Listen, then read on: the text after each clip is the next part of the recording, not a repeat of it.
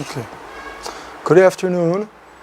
Welcome everybody, and I'm very happy to be here at the Buddhist English Library of Seoul, together with Venerable Chungha S님 and the staff here, who have worked very hard to organize this series of talks.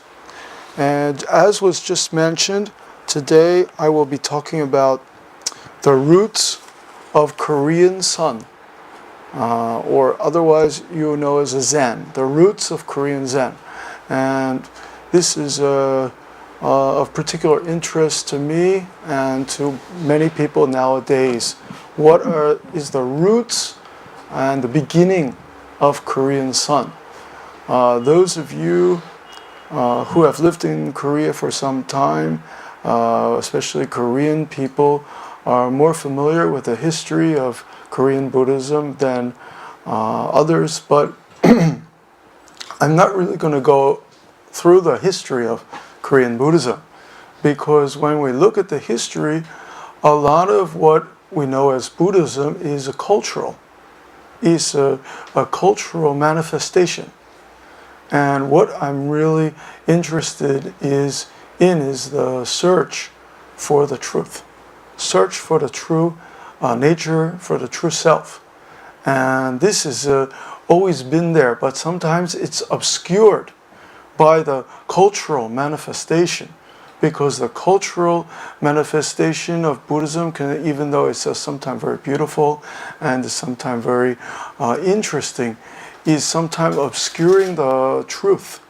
And many times when we try to find out what is the teachings of the true teaching of the Buddha and the true teaching of our the way to find our true self, it's hard to find, because there's so many cultural manifestations. And the cultural manifestations are all wonderful, but that's sometimes like we have to look past all the leaves of the tree to get to the root of the tree. The tree has many branches and many leaves, but what's the root? What's the fundamental part of the tree that nourishes the tree? Because without the root, the tree is not nourished. And so I'd like to talk about the roots of this Korean Sun. As many of you may already know, there is something that distinguishes the Korean Buddhism from the Buddhism of, let's say, the Buddhism of other Asian countries, in particular, let's say the Buddhism of Malaysia, or the Buddhism of Thailand, the Buddhism of Japan. Many countries have Buddhism in Asia. What is it that distinguishes Korean Buddhism? Can anybody say? Okay, we can say actually the unbroken sun lineage, sun line, the lineage. We say in English lineage. In Korean you say like a sun mek, okay? The lineage means that from one person to another, from one venerable monk to another, the Dharma was passed on. The Dharma teaching was passed on in a certain form. So in our Buddhist tradition, we have not only the Zen teaching being passed on, we also have, in some cases, we also have the Buddhist precepts being passed on. So for example, if you want to become a precepts master in Korea, you need to study first with the older master of the precepts and get the teaching from him, and then the line of transmission is passed on. And so this is a unique in the Korean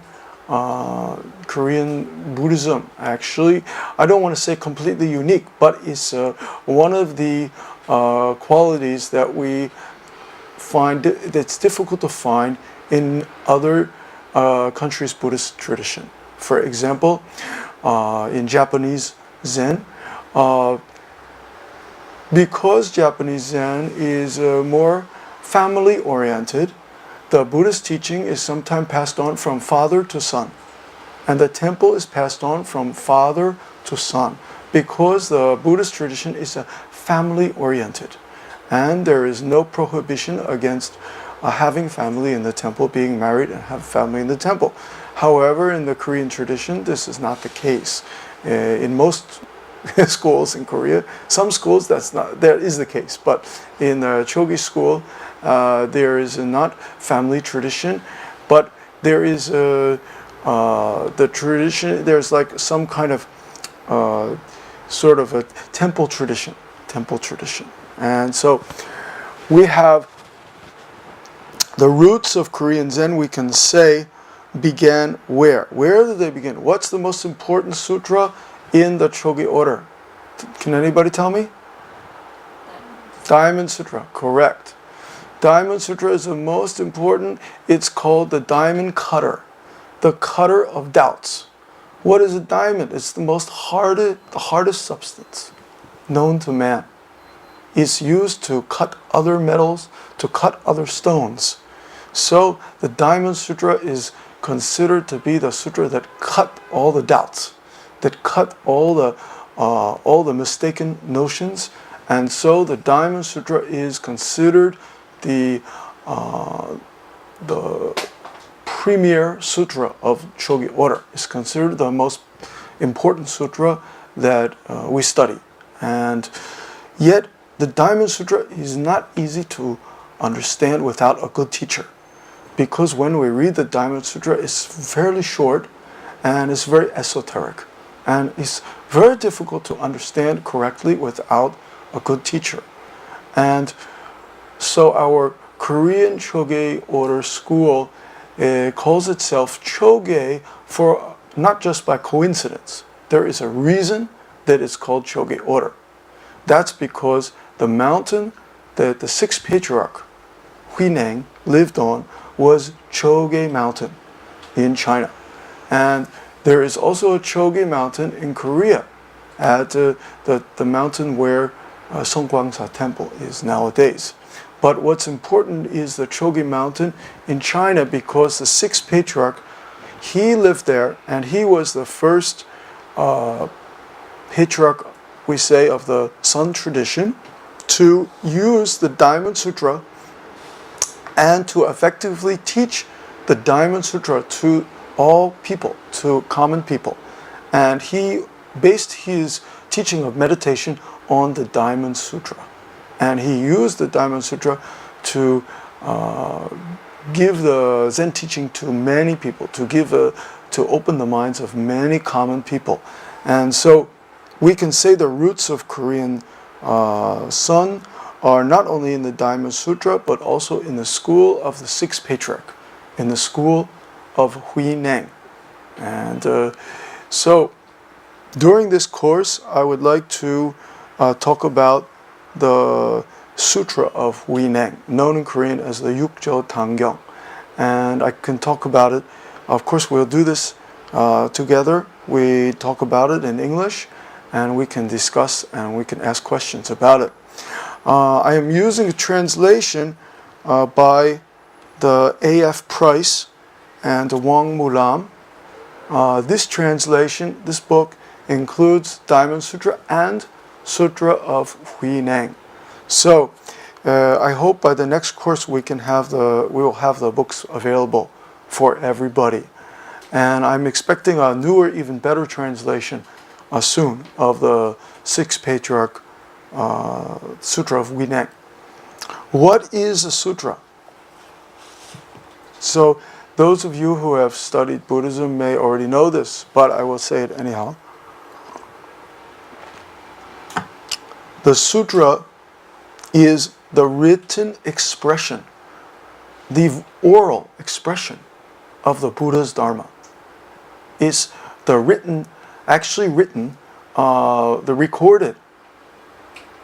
recorded words of the Buddha. But is this actually the words of the Buddha? When the Buddha was alive, did they have tape recorder? Did they have video camera? Did they? No, of course not. Today we have video camera, we have tape recorder, we have all these things. But at the time of the Buddha, there was no tape recorder, there was no video camera. So what was written down, and we know as the sutras today, was actually not what the Buddha said. It's what his disciples remembered.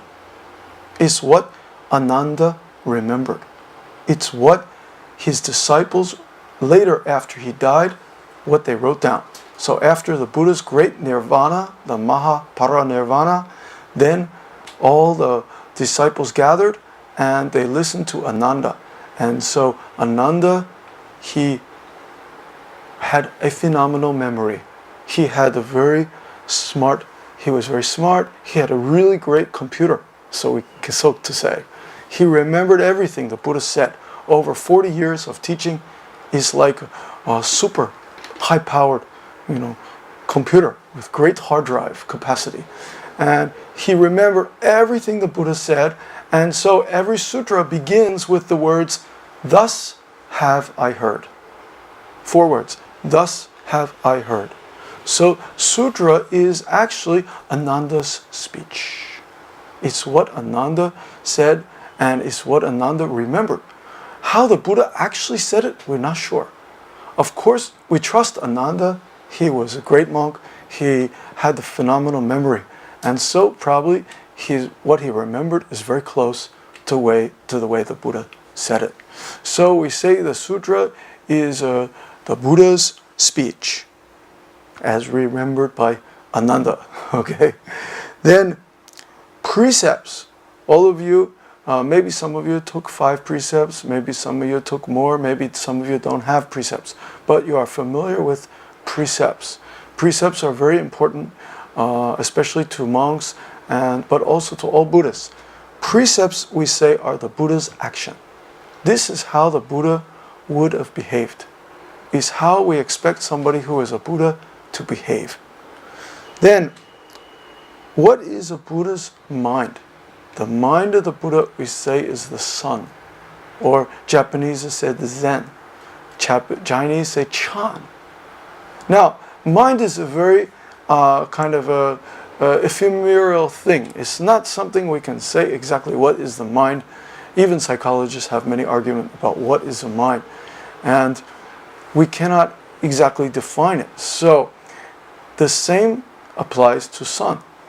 We cannot say sun is limited to this or that. It's a very wide word. It can apply to many things.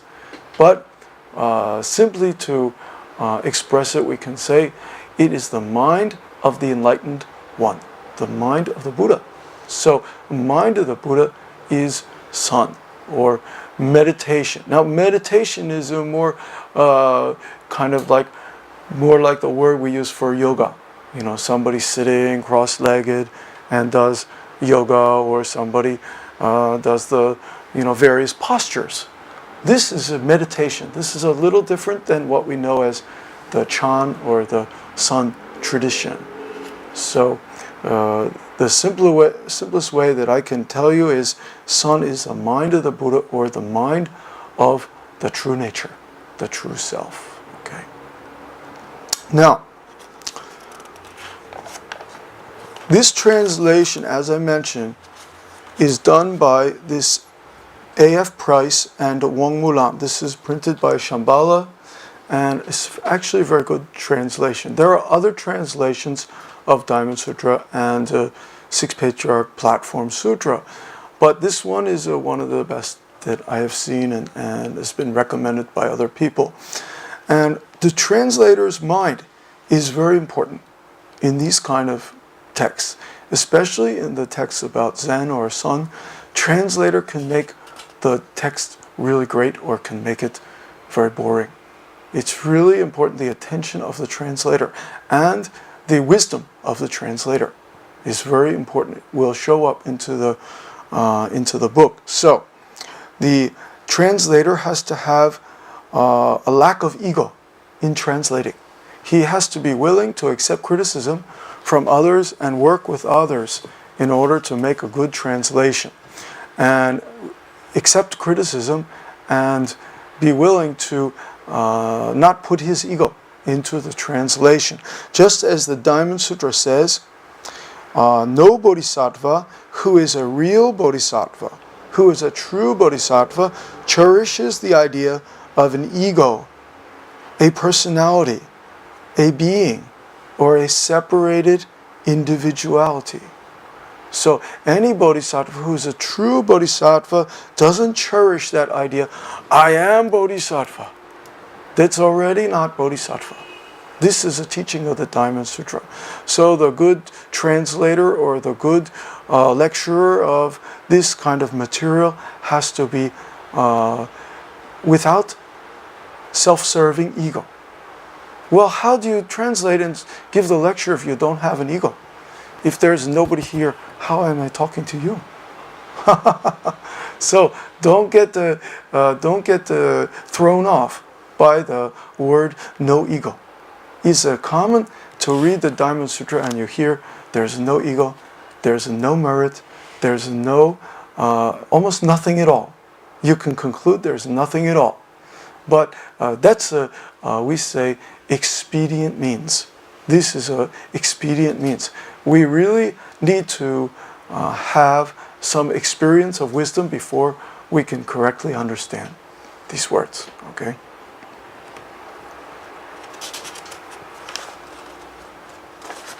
Now, there's another interesting point that I would like to share with you. You notice that this sutra is called the Sutra of Hui Neng. Sutra of Hui Neng. Korean is a six-patriarch platform sutra, 육조단경. Okay, that's one thing that is very unique about this. It's the only sutra that has the designation of sutra in the Zen school, in the school of Sun. There are many books about Sun. There is a book of Huang Po. There is a book about Lin Chi's record. The record of Lin Chi, the record of Huang Po, the record of the Majo. But they are not called sutra. None of them are called sutra. And there is, even when you read the record of like a Bodhidharma, it's not called a sutra, okay? But this is called Sutra of the Hui Neng. It's unique in that it's the only work that is not in the outside of the Buddha speaking that bears the designation of sutra. So in that sense, we can say that sutra is a designation reserved for the sermons of Lord Buddha and those of great bodhisattvas. Either great bodhisattva or the Buddha usually speaks sutra. But in this case, it's not the Buddha, not just the bodhisattva, but it's the patriarch, we say, the master of the Zen school, the founder. Some people say the founder, but in some cases we cannot really say the founder because there was before the Bodhidharma and the second and third and fourth and fifth patriarch. But it's a testimonial to the unique influence of Hui Neng, that he had the sutra named after him. It's almost like a very kind of rare thing. And there are many great teachers and many great masters who have come and gone in Korean Buddhism, like my teacher just recently, who was mentioned when I was introduced, Zen Master Sung-san, who passed away 3 years into Nirvana. But it's very rare that somebody would write a sutra about him. It could be very controversial if somebody said, this is the Sutra of Sung-san. It's almost like that because we have the Sutra of Hui Neng. So what actually does a sutra mean? A sutra, actually, the Indian word, as I understand, means like a strand, a string, a strand, kind of a line, a string. And in this sense, it's like a string of thought, some kind of thought that goes on, that's unbroken kind of chain. And in this sense, that's what's very unusual about this Sutra of Hui Neng. He's one of the very rare people who has the sutra written about him. We also know that, of course, there are other sutras that are not so good, but there are sutras about many different things in the world. Some are very low class, or some, not such great sutra. But this is, we can say, is actually one of the very fine pieces of literature in the world. It's very respected, and many people, especially in Western universities, are familiar and study this Sutra of Hui Neng. And it's considered, like we say, a Zen classic, Sun classic, By the way, if you have a question, I will allow some time at the end of the talk for questions. But if you have a really urgent question, it's like you cannot control yourself, you can put your hand up and ask as we go along. Okay? So another way of they describe this, the only sutra spoken by a native of China. And Chinese people are very proud, So the first part of this book, the first part of the Sutra of Hui Neng, I hope you have a copy in the library. You do? Huh? Okay, good. The first part is the autobiography. And this is the story of his life and how he first encountered the Dharma. And at that point in time, he was asked by many people assembled, many people in the local and in the government. It says here, there were assembled in the lecture hall the governor, Wei, government officials, Confucian scholars, about 30 each, government officials, 30 each, Confucian scholars, bhikkhus, bhikshunis, Taoists, and laymen, to the number of about 1,000. So it's, when it starts, it's almost like a Buddha, same as the Buddha. Over 1,000, about 1,000 people had assembled. And the first thing that Hui Neng says is, learned audience, our essence of mind, literally self-nature, which is the seed or kernel of enlightenment, is pure by nature, and by making use of this mind alone, we can reach Buddhahood directly. So he says, actually, really he gives you kind of a very quick summary of what his teaching is in the first sentence. And the word that he used, which we don't have a chilpan, a blackboard, right? Yeah. But the word which I think all of you understand is the essence of mind.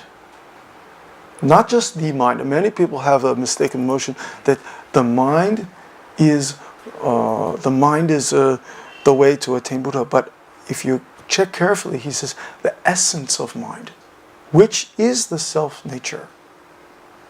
Because we all have many different kinds of minds. With some of the mind we have is a very basic instinct. Like we have the instinct to eat, the instinct to sleep, the instinct to reproduce. We have many different instinctive minds. He's not really talking about those.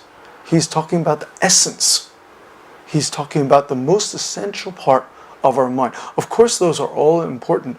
We need the mind that says, oh, now you're tired, you need to go to sleep. Oh, now you're hungry, you need to eat.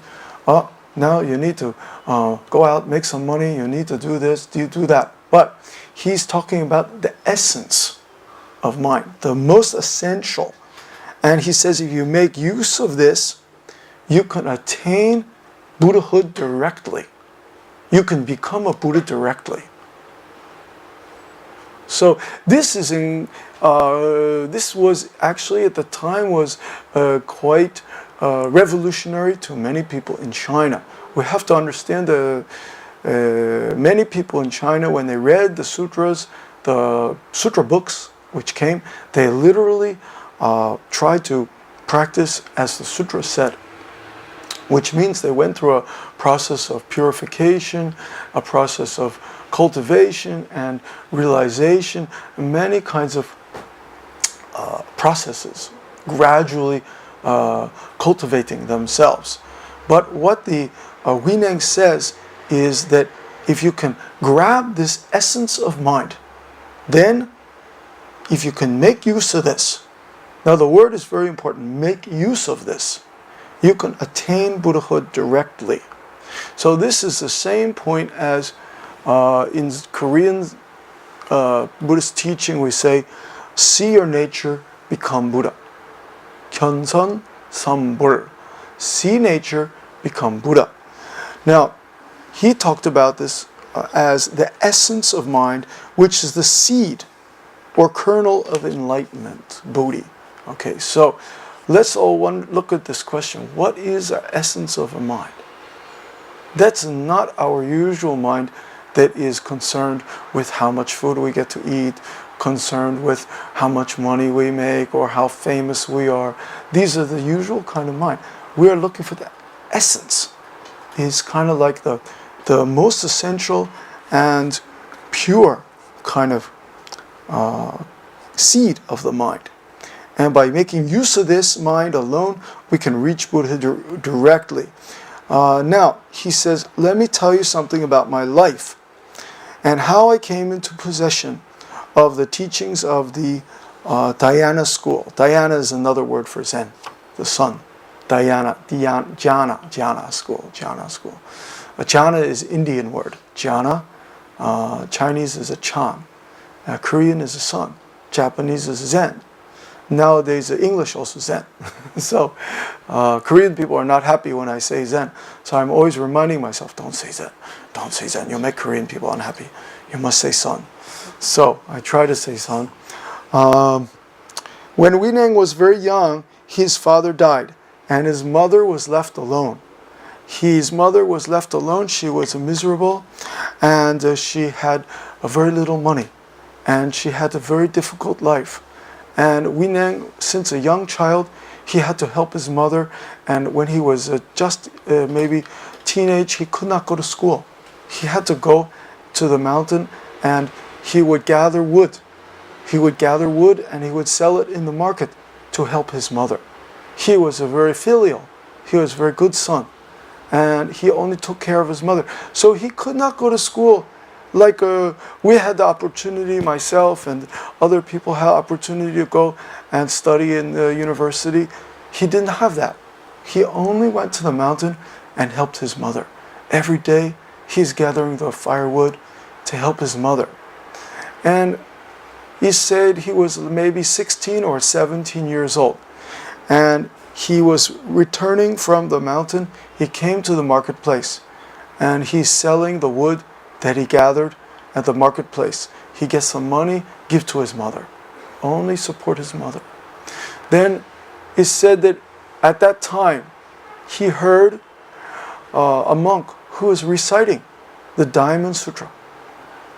And in those days it was common for the monks to maybe even sit in